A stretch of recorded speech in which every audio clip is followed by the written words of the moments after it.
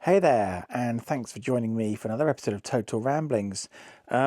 It's a Doctor Who review today. We are talking about the 2024 Christmas episode, Joy to the World. It is Christmas Day. I watched it a bit late because I had to see my wife at the hospital, but I've literally just finished watching it. So this is my immediate kind of off the cuff kind of, reaction. So we kind of start off this episode. By the way, there will be spoilers. If you haven't seen this episode, then, if you don't want to be spoiled, go away, watch it, come back and watch me, please. Okay, so we kind of start off in a few different sort of time periods through Earth. We're in Manchester in an air raid. We're on board the Orient Express. We are halfway up Everest. And the Doctor keeps popping in through various doors, offering a ham and cheese toastie and a pumpkin latte.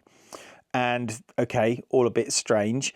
But it turns out that the Doctor is he's looking for milk in a place called the Time Hotel, which is in London in the year 4202.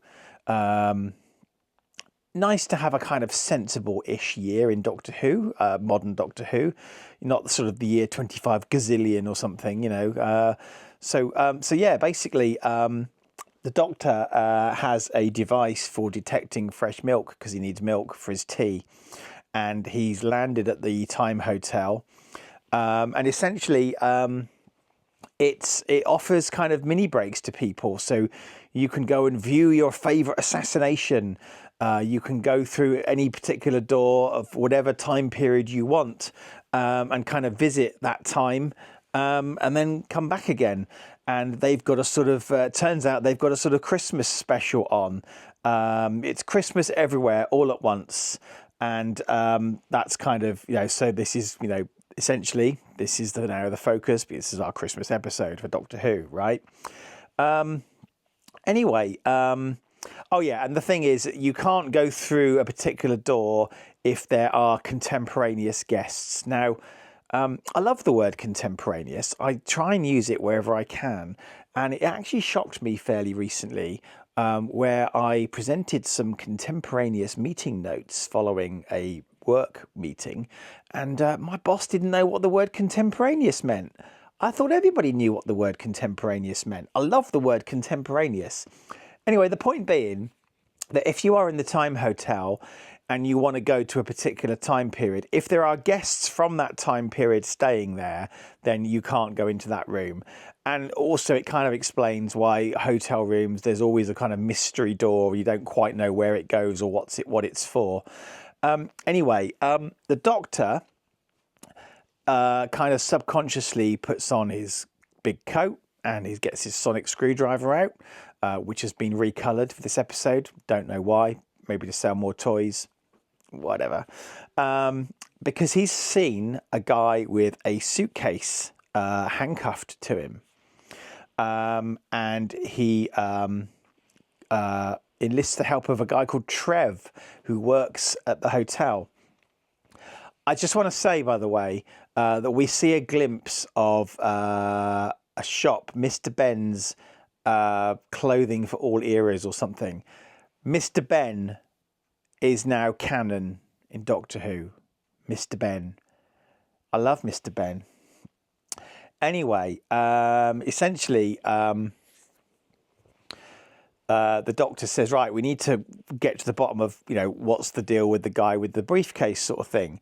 And this is where we kind of then go back into the opening, the cold opening, and the Doctor gets the, the ham and cheese toastie and the pumpkin latte.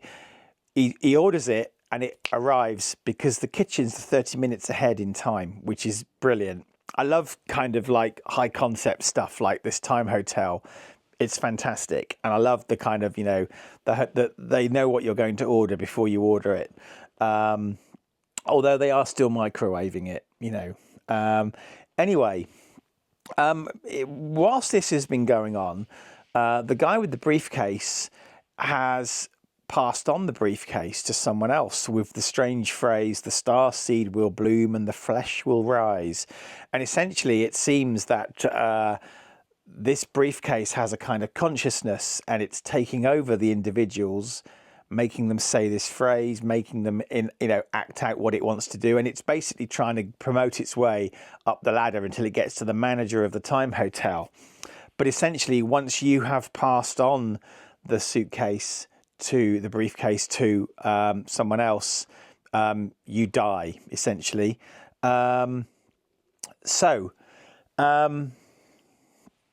This is kind of where things get kind of interesting. The Doctor meets Joy. Now, I haven't talked about Joy so far. So Joy was in the cold open, and Joy is the subject of this episode, Joy to the World, right? And I think it's fairly easy to see quite early on where this is going to end up, although the ending was not quite what I expected. But anyway, by the way, Joy has checked into a hotel, and what's happened is a Silurian with the briefcase walks in, closely pursued by the Doctor, and Joy ends up with the briefcase attached to her. Thus, she is essentially the next victim of she's going to die next. The briefcase wanted the Doctor, but it's got Joy instead. This is where a Doctor from the future comes in the room, because essentially what they've done is the present Doctor, he's opened the briefcase, he's seen what's inside, he has to shut it within a certain period of time or Joy is going to be disintegrated. And then a little pop-up thing comes up saying, you now need to enter a PIN.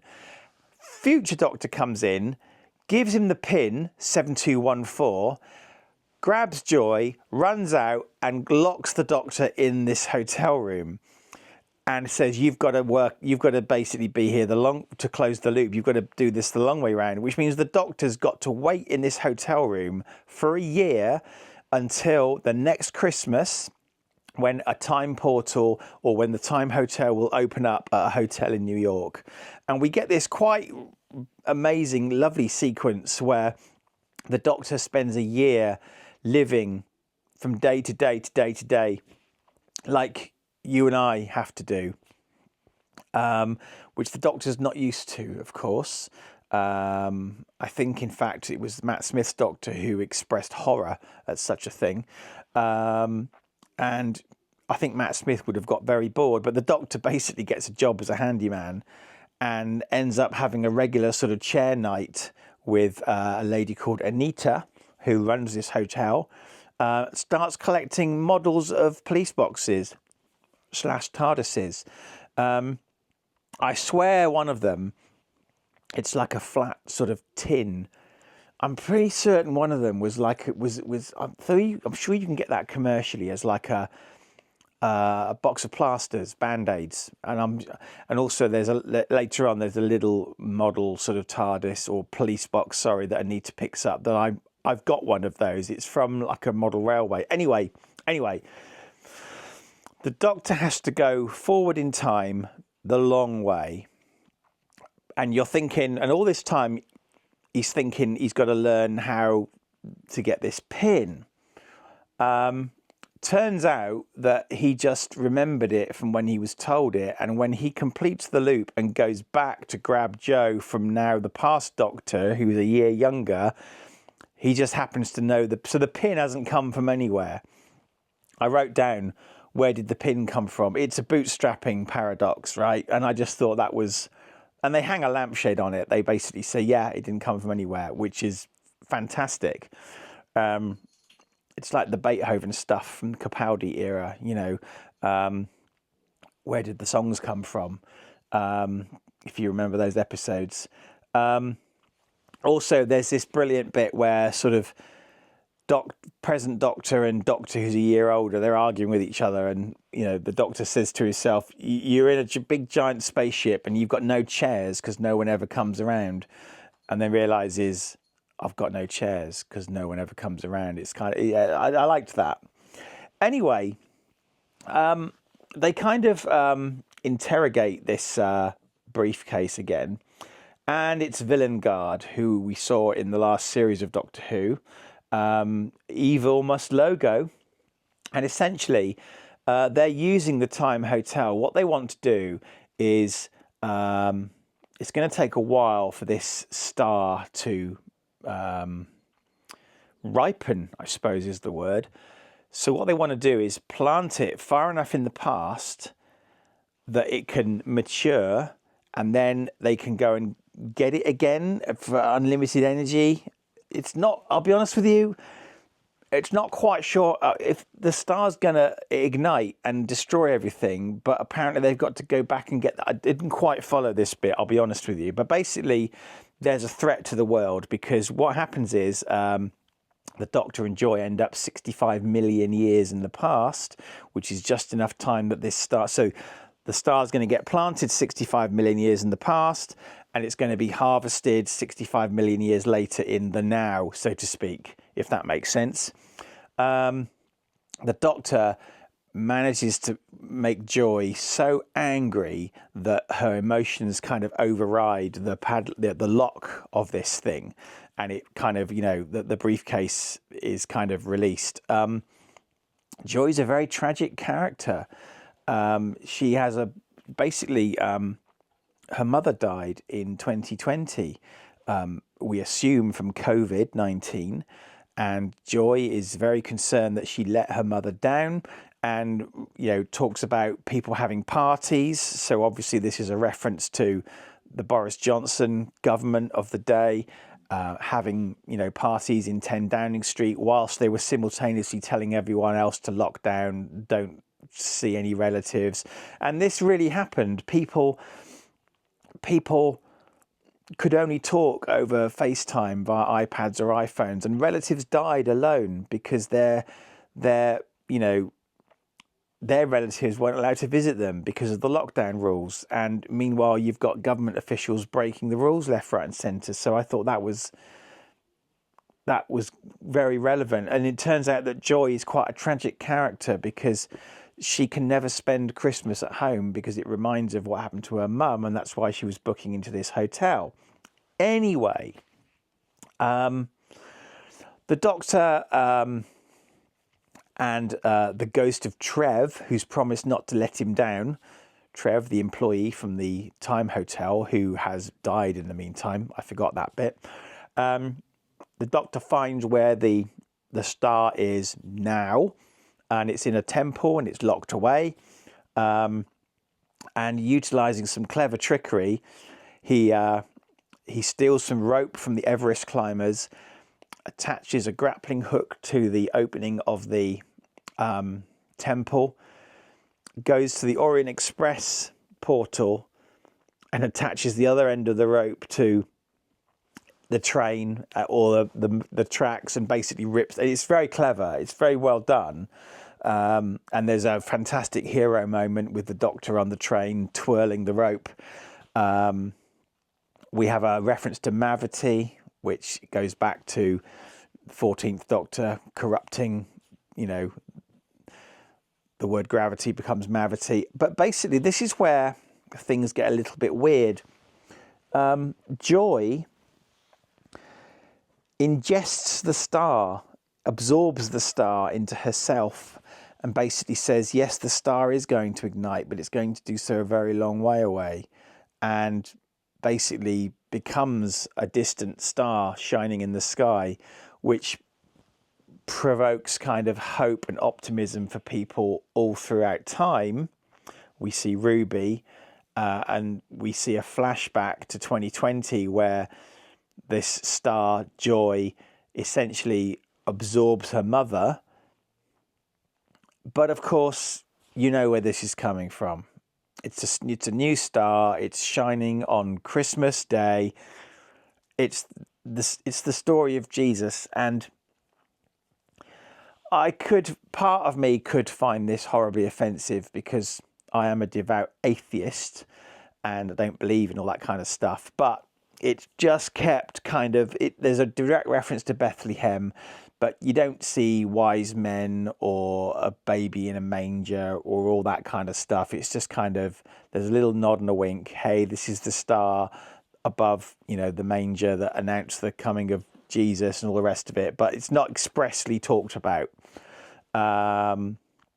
I imagine, I don't know. It's fine. It's fine. It's a Christmas episode, right? Christmas. It's a Christmas episode. I'm not going to have a go at it. But it was pretty obvious this is where it was going. But what's not entirely clear is I don't really understand Joy's motivation here. She's quite a sad character. The Doctor calls her out on it, calls her a sad sack at one point, just to make her angry enough.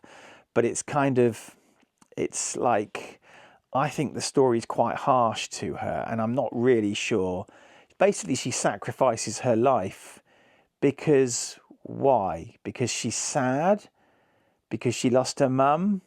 We've all lost people. I'm not quite sure if the motivation was sufficient.